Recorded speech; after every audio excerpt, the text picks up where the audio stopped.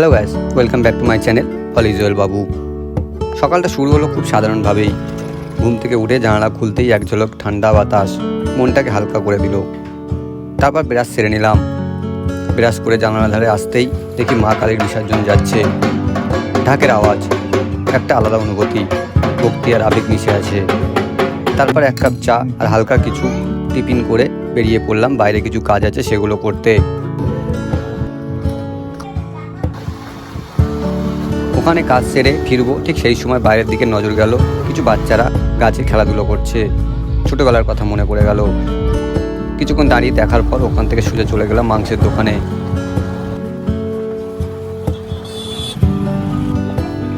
মাংসটা নিয়ে আবিরের মাসির বাড়িতে দিয়ে আসলাম।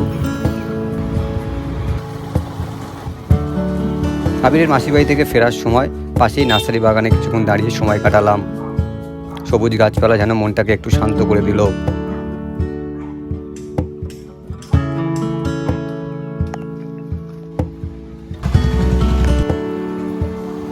তারপর ওখান থেকে গেলাম হার্ডওয়ার্সের দোকানে। এইভাবে কেটে গেল সকালের সময়।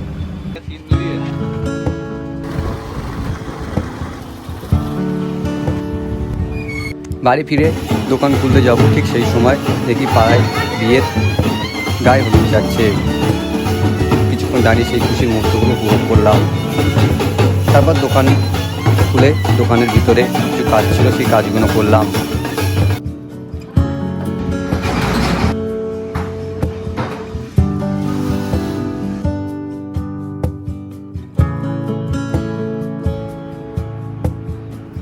কাজটা সেরে ওপরে গিয়ে স্নান করে নিলাম।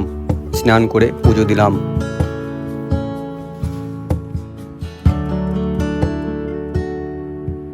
তারপর রেডি হলাম বিকালে মোমোর দোকানের জন্য।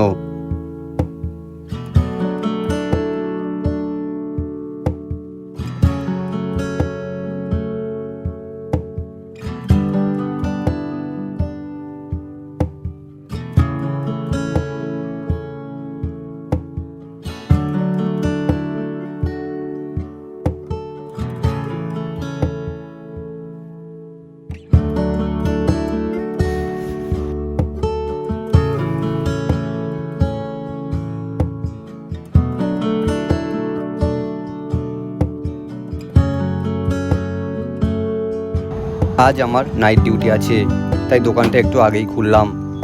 সব গুছিয়ে সাজিয়ে বসতেই এক এক করে কাস্টমার আসতে শুরু করলো।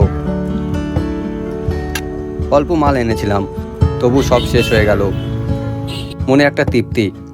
দোকান গুছিয়ে বাড়ি ফেরার পালা।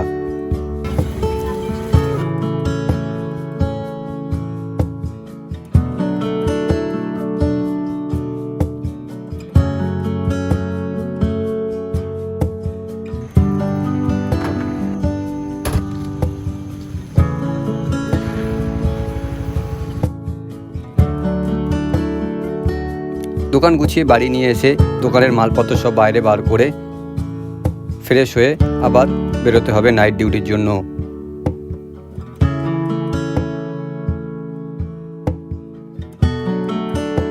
তারপরে রেডি হয়ে চলে গেলাম বাইকটা নিয়ে নাইট ডিউটি।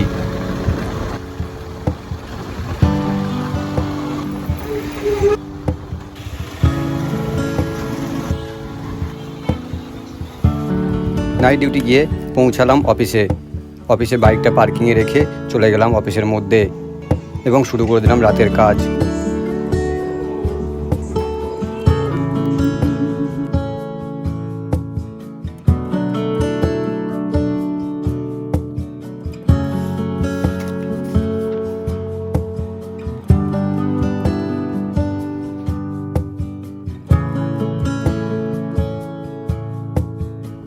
সব শেষ করে দরজা লাইট বন্ধ করে শান্ত একটা ঘুম দিলাম। আর এইভাবেই শেষ হলো আমার জীবনের আর একটা দিন।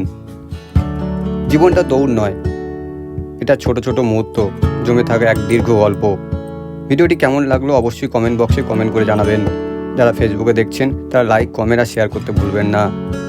আর যারা ইউটিউবে দেখছেন তারা অবশ্যই চ্যানেলটাকে সাবস্ক্রাইব করে দেবেন। দেখা হবে তোমাদের সাথে আবার একটি নতুন ভিডিওতে।